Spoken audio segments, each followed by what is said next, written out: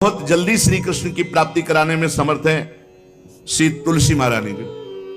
प्रिया जी का बताया हुआ उपाय श्री वृंदा सखी, ये वृंदावन की अधिष्ठात्री देवी हैं।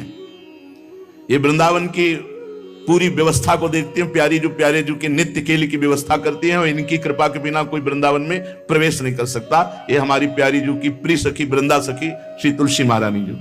चंद्रानना सखी ने कहा कि परम सौभाग्यदम राधे महापुण्यम वरप्रदम श्री कृष्ण श्यापि लभ्यर्थम, उनका तुलसी सेवनम मतम। मेरे मत में यदि तुलसी जी की सेवा की जाए, तुलसी जी का यदि स्पर्श हो जाता है, तुलसी जी का नाम कीर्तन किया जाता है, तुलसी जी को प्रणाम किया जाता है, तुलसी जी का वृक्ष लगाया जाता है, तुलसी जी को जल अर्पित किया जाता है और तुलसी दल से नित्य भगवत सेवा की जाए, बहुत जल्दी श्री कृष्ण प्रसन्न हो जाते हैं। प्रतिदिन जो तुलसी जी की भक्ति करता है, तुलसी का पौधा रोप करके तुलसी जी का सिंचन करना, तुलसी जी को तिलक लगाना, तुलसी जी को माला पहनाना, तुलसी जी की परिक्रमा करना, तुलसी जी को प्रणाम करना, वो कोटि सहस्त्र युगों तक ऐसा महान सुकृत होता है कि भगवान श्री कृष्ण के नित्य समीप रहता है जो तुलसी जी की सेवा करता है। जब तक मनुष्य की लगाई हुई तुलसी की शाखा प्रशाखा बीज पुष्प सुंदर दल से तुलसी जी सुशोभित होती है, तब तक हजारों कल्पों में श्री हरिधाम में रहते हुए उसका कभी पुण्य नष्ट नहीं होता। जैसे एक दिन 1000 कल्प, 2 दिन 2000 कल्प वो भगवान के नित्य धाम में महान सुकृत के बल से भगवत धाम में रहेगा, जो तुलसी जी का पक्का मान लीजिए। जब स्वयं में से तो तुलसी जी रोपण करके तुलसी जी का एक वन लगाया और रोज नवीन नवीन मंजरी तुलसी दल लेकर प्रभु के चरणों में, कहीं ना कहीं तुलसी जी की कृपा हुई। वृंदावन, ये वृंदा अधिष्ठात्री देवी वृंदावन की है, इनकी कृपा के बिना।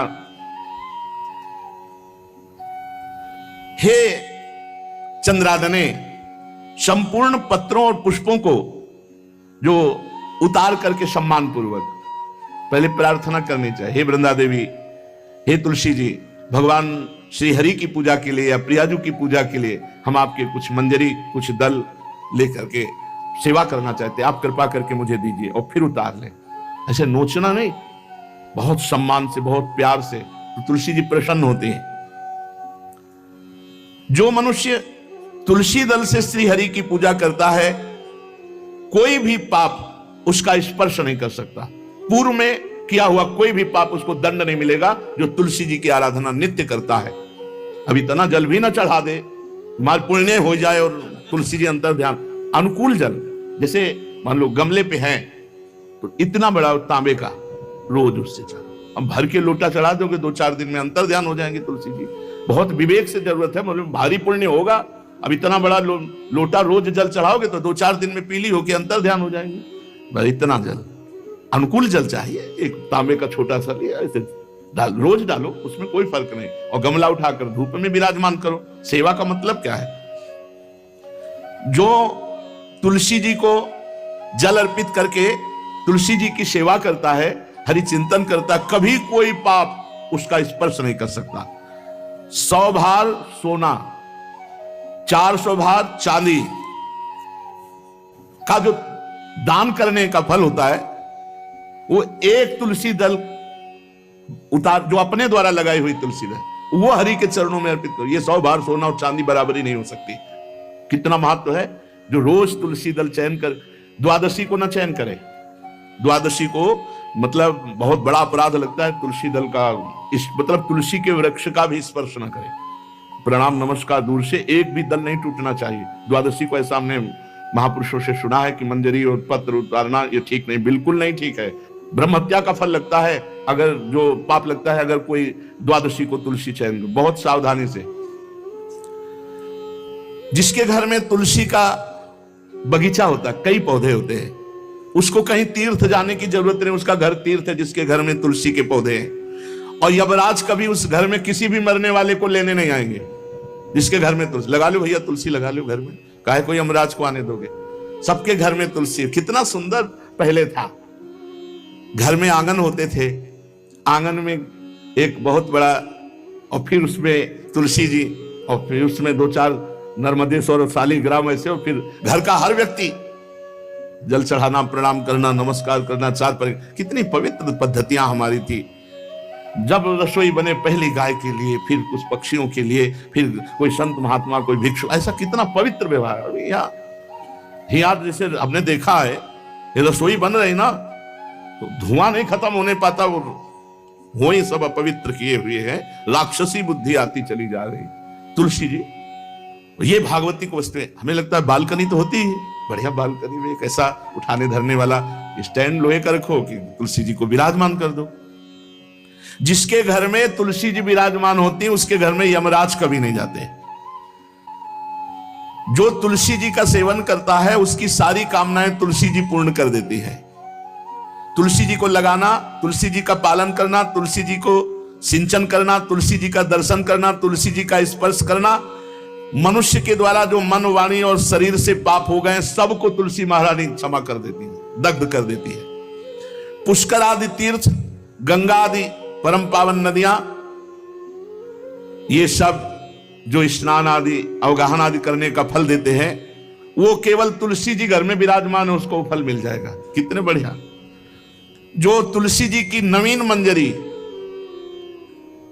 प्रभु के चरणों में अर्पित करके प्रणाम करता है, वो चाहे कितना भी अपराध किए हो, वो कभी यमपुरी को नहीं देखेगा, कभी यमराज के पास नहीं जाएगा। जो मनुष्य तुलसी काष्ठ का घिसा हुआ चंदन लगाता है, उसके सारे संचित भस्म हो जाते हैं, और क्रियमाण जो वर्तमान, वो कभी उसको बांध नहीं सकते। तुलसी जी का काष्ठ का घिसा हुआ चंदन। जिसके घर में तुलसी की छाया होती है, वहां पितरों को अपने आप कल्याण प्राप्त हो जाता है।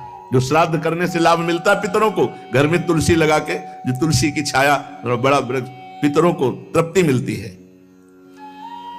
चतुर्भुज ब्रह्मा जी सारंग धनवा श्री हरि के महामहिम स्वरूप की अनुभूति करने के लिए भी कहा है कि तुलसी जी का महान महात्म्य, अगर तुलसी जी का सेवन करे तो भगवान श्री हरि की महिमा को जान जाएगा। स्त्री हो या पुरुष, पुरुष नपुंसक नारीवा जीव चराचर कोय, सर्व भाव भज कपट तज मोहि परम प्रिय सोय। शरीर वर्दी है, हमारी पोशाक है, हम सब एक हैं, आत्मस्वरूप है, कुछ अलग नहीं है।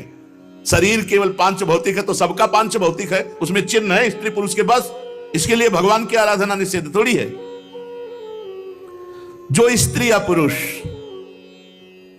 श्री तुलसी जी के काष्ठ के मन के बना के, जैसे छोटी कंठी या बड़ी माला धारण करता है, श्री कृष्ण उसके बस में हो जाते हैं। यह है तुलसी जी की महिमा। परम सुभाग श्री कृष्ण मिल जाते हैं, और कौन सी भी हमें उपलब्धि चाहिए।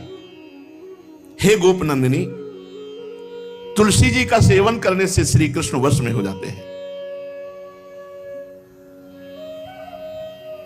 जो तुलसी की माला से नाम जप करता है, काउंटर वाली बात तो स्मृति के लिए पढ़ाई है, हम निषेध नहीं करते, नहीं बहुतों के भजन बंद हो जाएंगे, पर हम इतनी महिमा जरूर बता देते हैं कि तुलसी माला से जो नाम जप किया जाता है, उससे आध्यात्मिक सिद्धि बहुत जल्दी होती है। गुरुदेव भगवान कहते हैं, जो अंगुलियों से रगड़ होती है मन का से, उसमें आध्यात्मिक ऊर्जा शक्ति तुलसी माला से। प्लास्टिक पर भाई करो, निषेध नहीं कह रहे, बंद हो जाएगा वो भी राधा राधा कहना, वो हमें बंद नहीं करना। हम कह रहे तुम जैसे बने वैसे करो, लेकिन माला का बहुत बड़ा प्रभाव है। तुलसी परम पवित्र भगवान श्री हरि की प्रिया, और उनके काष्ठ को जब हम ऐसे ऐसे नाम के साथ, तो विशेष ऊर्जा शक्ति, आध्यात्मिक शक्ति हमें जागृत होती है। हो सके जिनको ऐसा बन सके तो छोटी एक वो आती है सुमिरनी, उसको रख लो, अपनी जेब में रख लो, उससे करो। और नहीं है तो भैया तुम इसी से करो, नाम जप करो। भाव को भाव न खालसो, नाम जपत मंगल दिस दसो। सुंदर सुंदर तुलसी जी के वृक्षों के समीप बैठ करके जो अनुष्ठान किया जाए, वो बहुत लाभदायक। श्रीमद् भागवत का, गोपाल सहस्त्र नाम का कोई भी पाठ तुलसी जी के समीप विराजमान करके किया जाए। आचार्य को बुला करके तुलसी पूजन करना चाहिए। विविध प्रकार के अनुष्ठान, अरे तभी तो सब मंगल होता है। पहले था, हमने देखा है, 4 बजे माताजी दरवाजे के सामने लीपती, रोज का काम। जो पुराने घरों में देहरी के आगे आके 4 बजे लीप करके वहां अपना चौक पूर के दीपक जला, तो क्या पवित्रताएं थी, क्या मंगल था। जब किसी को निमंत्रण दिया जाता था सबके पैर धोए जाते थे, सुंदर बिछौना बिछा करके और उसमें बैठकर पत्तल और रज के सकोरा कुल्हड़ ऐसे भोजन पाया। कितना पवित्रता, जो हमारी पूर्व पवित्रता थी, धोती कुर्ता चोटी पवित्रता। मान लो अगर बाहर जा रहे तो पैजामा कुर्ता, ऐसे बहुत पवित्र पोशाकें थी, पवित्र आचरण थे, पवित्र खान पान था। घर में जाओ तो एक पवित्रता, एक किसी भी घर में ऐसा नहीं था कि देव मूर्ति न विराजमान हो, किसी भी घर में ऐसा नहीं था तुलसी जी विराजमान न हो, 1-2 गाय जरूर होती थी, पवित्रता। अब तो बड़ा विचित्र, ये भारतीय गौएं जो श्वेत रंग की, जो अरुण रंग की, जो सींग वाली हैं, वो उनका आप दुग्ध देखिए, दूह कर रख दीजिए, स्वर्णिम कांति छाई मिलेगी। ये हमारी भारतीय पद्धति है, हविष्यान्न, इससे देवताओं का, भगवान का, सबका अभिषेक पूजन होता है। शुद्ध गाय जो हमारी भारतीय है, तीला है उसके जैसे निकला हुआ, वो भगवान ने सेवा की है। हमारे गोविंद भगवान का नाम ही गोविंद, गौओं के इंद्र। भगवान सुबह से निकल जाते थे, शाम तक गौओं को चराते थे। बड़ा असत्य और सत्य का विवेक ने कहा, दंडवत करके कहा कि अगर गलती हो जाए तो प्रसन्न रहना चाहिए साधक को। उनका नहीं बोले, भगवान की तो गलत गलत गलत मार्ग है। गुण तुम्हार समुझे निज दोषा, जेहि सब भांति तुम्हार भरोसा। गुण है तो मेरे गुरुदेव का है, मेरे श्री जी का है, अगर दोष है तो मेरा है। गलती हुई मेरे से, मुझे पश्चाताप करना चाहिए, मुझे जलना चाहिए, मुझे इष्ट गुरुदेव के सम्मुख प्रार्थना करनी चाहिए, प्रभु आपके भजन मार्ग में चलते हुए आप तो सर्वज्ञ हैं, देखो हमारे द्वारा ये गलती हो रही, नाथ असही है, कब तक ये गंदगी बनी रहेगी। आपका कहलाकर कहां प्रभु माथा रगड़ रहा हूं, कहां नीच विषयों की तरफ जा रहा हूं, नाथ आप कृपा करो। गुण तुम्हार समुझे निज दोषा, हर परिस्थिति में, प्रतिकूल अनुकूल, मान अपमान, लाभ हानि में, इन द्वंद्वों में प्रसन्न रहना चाहिए, ना कि अपनी गलती करके प्रसन्न रहना चाहिए। अगर हम गलती को प्रसन्नता में ले जाते हैं तो फिर वो गलती कभी छूटेगी ही नहीं, क्योंकि हम गलती में राजी हो गए। हमें गलती में राजी नहीं होना। भजन मार्ग में चलते हुए हमको ये सावधानी रखनी है कि यदि हमसे कोई गलती होती है तो हमको जलना चाहिए, हमारे अंदर जलन होनी चाहिए, हमारे अंदर दुख होना चाहिए, प्रभु से विनय होनी चाहिए, हाय हाय मच जाना चाहिए, असहनीय हो जाना चाहिए वो गलती, तो वो गलती दोबारा फिर हमसे नहीं होगी। अब दूसरी बात बता रहे हैं मैयासक्त मना के लिए। जब हम भगवान के लिए भजन करने के लिए बैठे तो ये विचार करें कि भगवान सब जगह है तो यहां भी है, जहां मैं भजन कर रहा हूं यहां भगवान है, सब जगह है तो यहां भी है। क्योंकि अगर यहां नहीं है तो ये शास्त्र सिद्धांत गलत हो जाता है कि हरि सर्वत्र है, कण कण में है, वासुदेवा सर्वमिति, सब जगह भगवान वासुदेव है, सर्वम खलमिदम ब्रह्म, सब जगह ब्रह्म है, ईशावास्यमिदम सर्वम यत् किंचित् जगत्याम जगत, कोई कण नहीं जहां ईश्वर न हो, ऐसा उपनिषद कहते हैं। तो जहां मैं बैठा हूं भजन कर रहा हूं मेरे भगवान यही है, सर्वत्र है तो यहां भी है। जब भजन करने के लिए बैठे तो ये विचार करें, भगवान सब समय में है तो इस समय में भी है, यहां है इसी समय है। अगर इस समय नहीं तो भगवान सब समय में है ये कहना नहीं बनता। भगवान सब में तो मेरे अंदर भी बैठे, सब जगह है, सब समय है और सब में है तो भगवान मेरे हृदय में भी बैठे हैं। भगवान सब में है, अगर मेरे हृदय में नहीं है तो ये बात सिद्ध नहीं होगी। सिद्ध तभी होगी जब सब में है तो मेरे हृदय में भी है। भगवान सबके हैं ये कहना तभी सिद्ध होता है जब भगवान मेरे भी है। उपासक इस बात को ध्यान दे, जब भजन में बैठे तो भगवान यहां है, इसी समय है, मेरे हैं, वो मेरे हृदय में है, वो मेरे भजन को देख रहे हैं। मन लगे ना लगे ये आप जानो, आपके भजन के लिए हम बैठे हैं। अब कोई भी देश काल वस्तु व्यक्ति परिस्थिति घटना क्रिया उसके चिंतन में स्फुरित हो, इसमें भी भगवान है, इसमें भी भगवान है। क्योंकि भगवान से रहित कोई घटना, कोई परिस्थिति, कोई वस्तु, कोई क्रिया, कोई स्थान हो ही नहीं सकता, क्योंकि भगवान सब में है, सब समय में है, सर्वत्र है। अब जब उनमें भगवान देखोगे तो विक्षेप नाम की चीज नहीं रह जाएगी। इसलिए भगवान नाम जप करते हुए प्राण में, मन में, बुद्धि में, शरीर के रोम रोम में, जगत के कण कण में मेरा इष्ट विराजमान है। चिद चिद लक्षणम सर्वम राधा कृष्णमयम जगत, ऐसी भावना करके बैठो, पूरा का पूरा समय आपका दिव्य भजन माना जाएगा।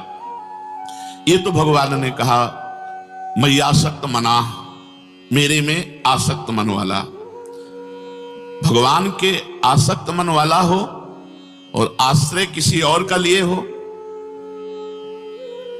हमारा कोई आश्रयदाता कोई और हो, तो भी बात पूरी नहीं बैठेगी। इसलिए भगवान ने कहा मदाश्रया, मेरे ही आश्रित हो। जिसको केवल मेरी ही आशा है, मेरा ही भरोसा है, मेरा ही सहारा है, मेरा ही विश्वास है, मदाश्रया, केवल मेरी ही आशा, केवल सत्संग, केवल मेरा ही भरोसा, जी सब भात तुम्हार भरोसा, मेरा ही सहारा, मेरा ही विश्वास, मेरे ही आश्रित, वो होता है मदाश्रया।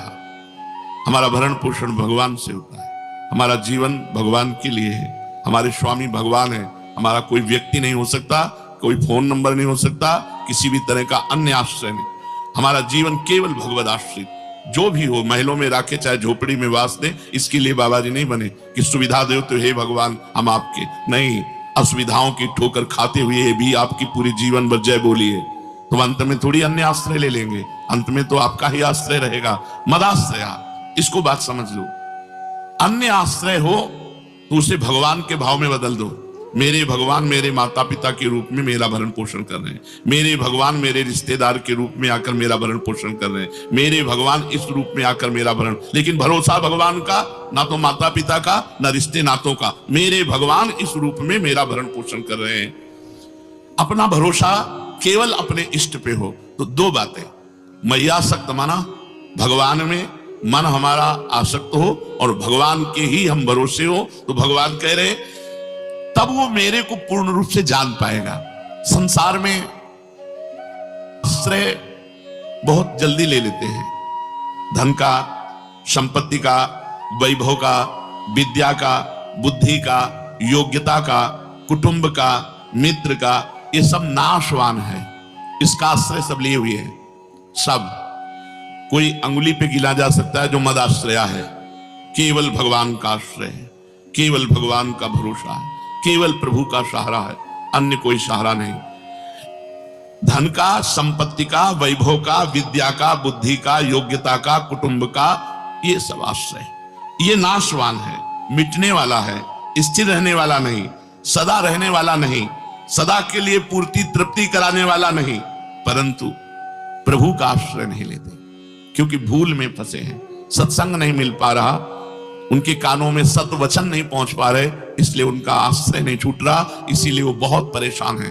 क्योंकि विनाशी है वो और विषम है वो, विषम विनाशी और दुख, तो अशांत चित्त में सुख की कहां स्फूर्ति होती है। वो बड़े चिंताग्रस्त रहते हैं, नेगेटिव बातें, नाना प्रकार की, वो बहुत ज्यादा सोचने वाली बातें, और बहुत लोग तो डिप्रेशन में बहुत परेशान, और बहुत जो अभी अपने को सुखी मानने वाले परिणाम में दुख भोगेंगे। जब तक विनाशी शरीर और विनाशी भोगों में खिंचाव है तब तक बड़ी परेशानी होती भजन में। हम करना चाहते हैं भजन और मन हमारा खिंचता है भोगों में, शरीर संसार में, व्यर्थ की बातों में, तो निराश होने की जरूरत नहीं। जिस साधक की ऐसी स्थिति है कि वो भजन तो करना चाहता है, भजन के लिए जीवन अर्पित किए है, भजन में बैठता भी है, पर भजन में मन नहीं लगता, मैयासक्त मना वो नहीं है, उसका मन भोगों की तरफ खींचता है। क्या कह रहे हैं? पहली बात, साधक की नीयत सच्ची होनी चाहिए कि मैं भजन करने के लिए ही बैठा हूं।